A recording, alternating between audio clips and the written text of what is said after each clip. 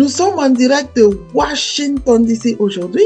J'ai le plaisir d'avoir le chanteur malien Papa Mamadou Coulibaly. Est-ce que vous pouvez vous présenter? Moi, c'est Papa Mamadou Coulibaly, alias Papa Rasta. Oui, en direct de Bamako, le Mali. Papa Mamadou Coulibaly, je suis très content de vous avoir sur ma chaîne aujourd'hui. Vous êtes le premier Malien à qui j'ai eu à interviewer. Est-ce que vous pouvez me parler un peu de votre carrière? Comment est-ce que vous avez commencé par chanter? J'ai débuté ma carrière au Burkina Faso, à Bobo Dioulasso, plus précisément dans la famille Kouyaté. Oui, au centre Djelia, ouais. Donc, tout a commencé là-bas et bon, voilà. Aujourd'hui, je suis retourné au Bercail, à Bamako. Je vis au Mali, je suis malien d'origine. Donc, voilà. Ma carrière, j'ai débuté ça au Burkina Faso. Enfin, vous voulez me dire que vos parents sont des Maliens, mais qui ont immigré vers le Burkina Faso et vous étiez né là-bas avant de revenir vivre au Mali, c'est ça? Effectivement, c'est mon arrière-grand-père, le papa de mon grand-père qui a quitté le Mali et allé s'installer à Korogo parce qu'il était médecin, donc on l'a affecté à Korogo. Donc lui, il a quitté directement au Mali, il est parti s'installer à Korogo. Bon, mon grand-père est né là-bas. Et ensuite, ils sont venus au Burkina Faso. Donc, mon papa est né au Burkina. Moi aussi, je suis né au Burkina. Mais voilà, moi, je suis revenu au Mali. Comme voilà. En Bambara, on dit Igita Boulno Korobla.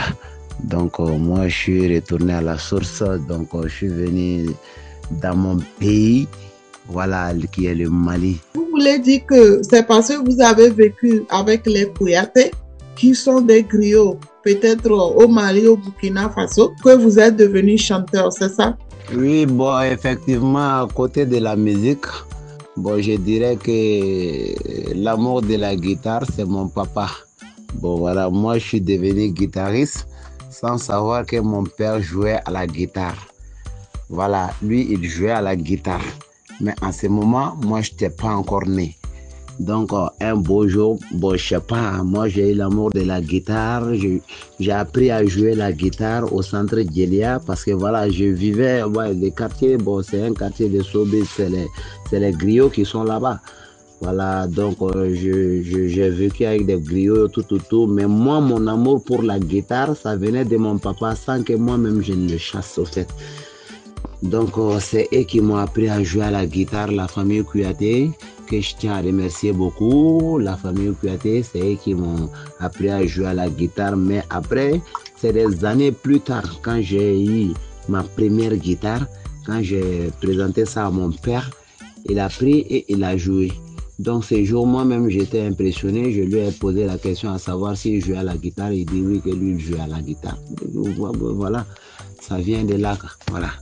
C'est comme ça, c'est mon papa qui jouait la guitare.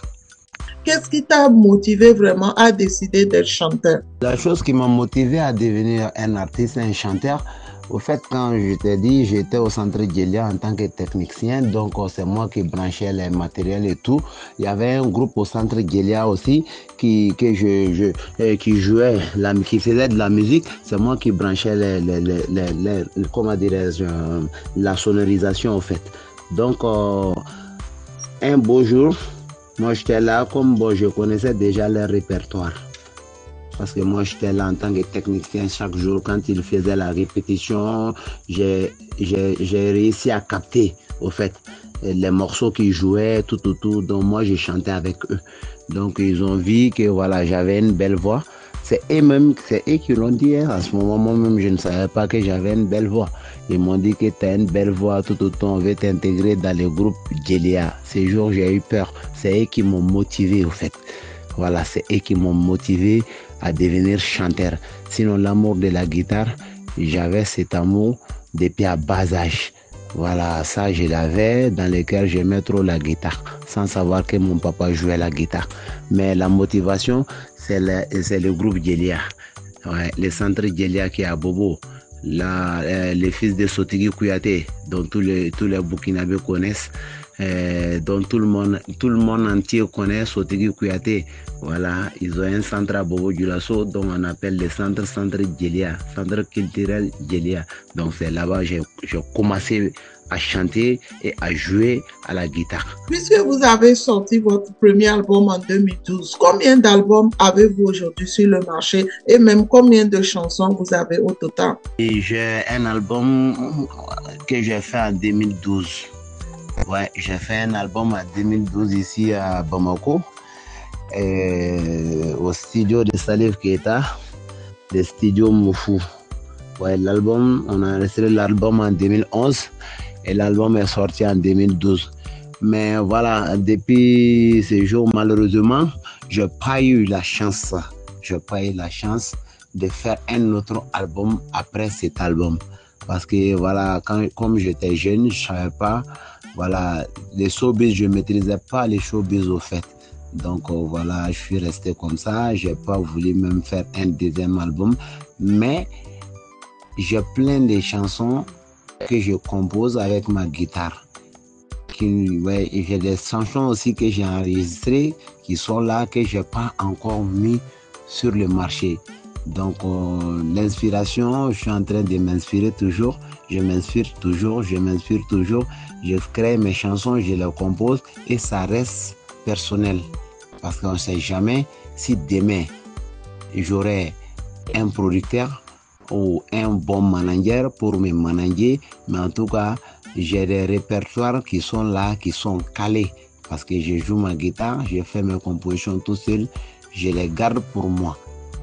Voilà, en attendant les beaux jours. Puisque vous jouez beaucoup à la guitare et vous avez accompagné plusieurs artistes, est-ce qu'aujourd'hui vous vous considérez toujours comme un chanteur?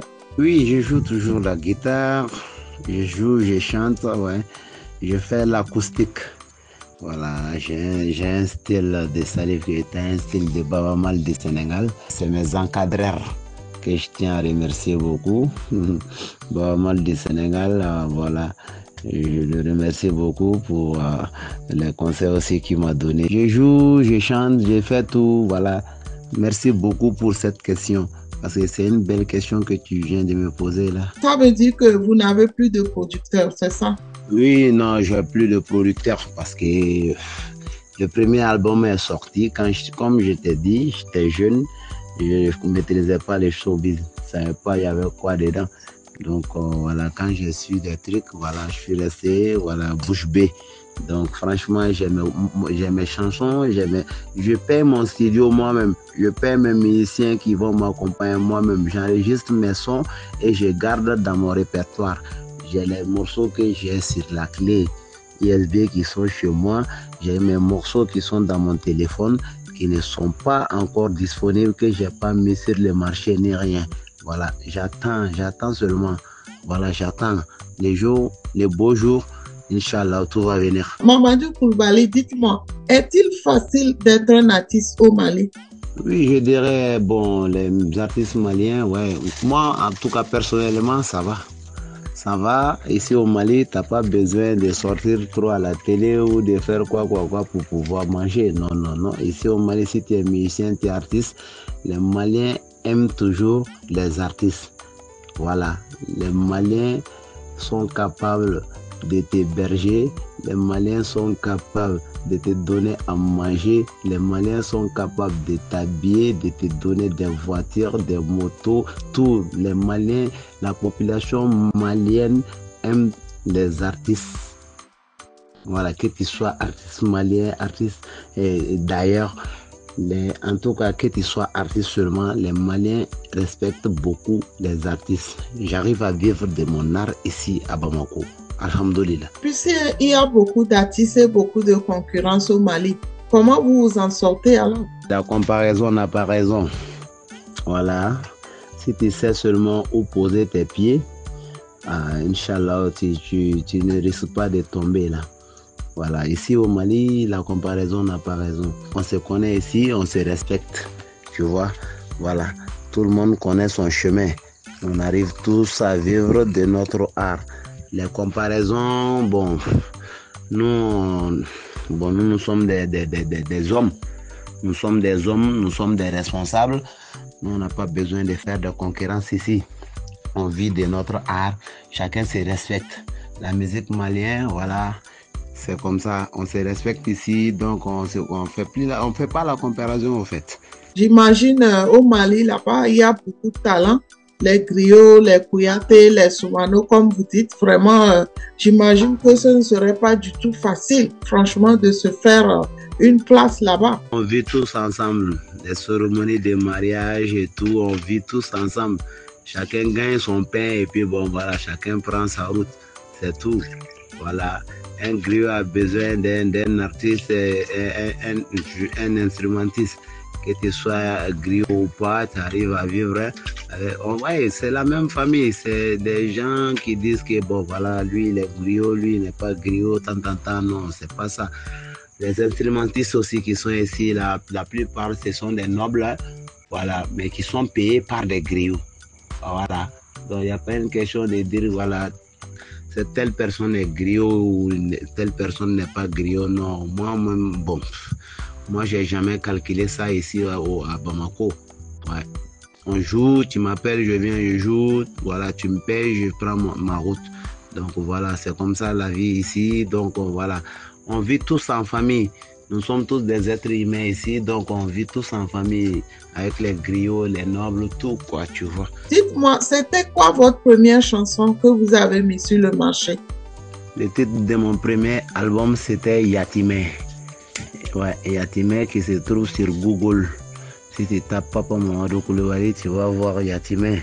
Ça, je l'ai fait en 2012. Et puis, vous m'avez dit que c'était pas facile d'être artiste et vous avez aussi dit que c'était pas facile d'avoir les financements. Quel conseil avez-vous aujourd'hui à donner à un jeune Malien, Burkinabé ou un jeune Africain simplement qui voulait se lancer dans la musique?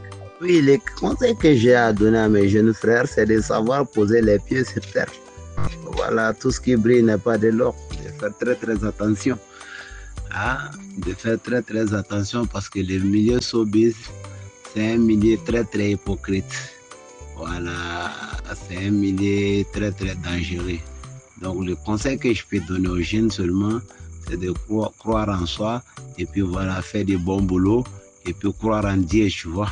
Voilà, la prière aussi, ça marche partout. Il faut beaucoup prier. Que tu sois artiste ou pas, il faut beaucoup prier. C'est tout. Sinon, dans tous les milieux, c'est pas facile, mais les milieux du showbiz, les milieux artistiques, c'est un milieu très spirituel.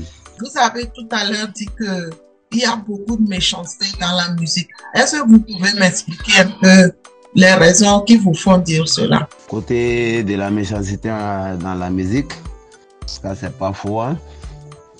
Ça c'est 120% vrai. Ouais, il y a des trucs que tu vois dans la musique que tu ne vois nulle part dans ce monde. Parce que c'est un artiste qui est capable de tuer son propre frère artiste pour avoir le nom. C'est un artiste qui est capable de tuer son propre enfant pour avoir le nom. Voilà, donc c'est milieu. Franchement, moi j'ai dit la vérité parce que j'ai vécu des trucs bizarres dans ces milieux que j'explique. Voilà, j'ai vécu beaucoup de trucs bizarres dans le milieu des showbiz que j'explique. Donc voilà, il y a des gens qui veulent juste le nom, puis voilà. Quand tu veux faire la musique, si c'est l'amour de la musique que tu as, tu peux rester dans la musique, que ça marche ou pas, tu peux faire d'autres boulots pour partir. Mais il y a d'autres qui rentrent dans la musique et c'est pas l'amour. Et c'est juste pour avoir le nom, avoir l'argent très facilement et puis partir. Sinon, on a vu des artistes musiciens ici au Mali qui ont fait 20 ans avant d'avoir le succès. Hein, je vais nommer Boubacar Traoré dit Karkar ici. Ouais, lui qui m'a appris à jouer à la guitare ici à Bamako. Ah, il m'a appris aussi à chanter un peu. Lui, il a fait son album après, il a fait plus de 20 ans dans la galère. Après, il a eu sa chance et aujourd'hui, il est devenu multimillionnaire dans la musique. C'est parce qu'il a patienté. Il n'a pas voulu envoûter l'enfant des gens. Il n'a pas voulu tuer les gens pour avoir le nom. Donc Dieu a fait son travail et aujourd'hui, lui, il a gagné sa vie. Ouais, il a été décoré plusieurs fois. Donc voilà. Quand tu rentres dans la musique et que tu ne veux pas être patient, donc tu es obligé de faire quelque chose de très très bizarre pour avoir le nom, pour avoir l'argent. C'est ça qui a tué le milieu du showbiz. Donc il y a trop de méchanceté là-dedans. Je vois que vous avez eu beaucoup d'expérience durant votre carrière. C'est même plus la peine de vous demander de me parler de votre expérience que vous avez eue en tant que chanteur. Je comprends que le milieu artistique n'est pas facile et parfois c'est très dangereux aussi et ça peut tuer aussi quelqu'un. Quel genre de musique vous faites en fait? Ouais, moi mon style que je fais le même style là. Je fais des mandinga. Ouais, un peu de fusion aussi, tu vois. Mais franchement, avec ma guitare, je joue tous les rythmes, que ce soit du reggae, du jazz, du blues, je fais tout. En fait, je suis un artiste un peu polyvalent aussi, je joue d'autres instruments. Voilà, mais mon instrument de base, c'est la guitare.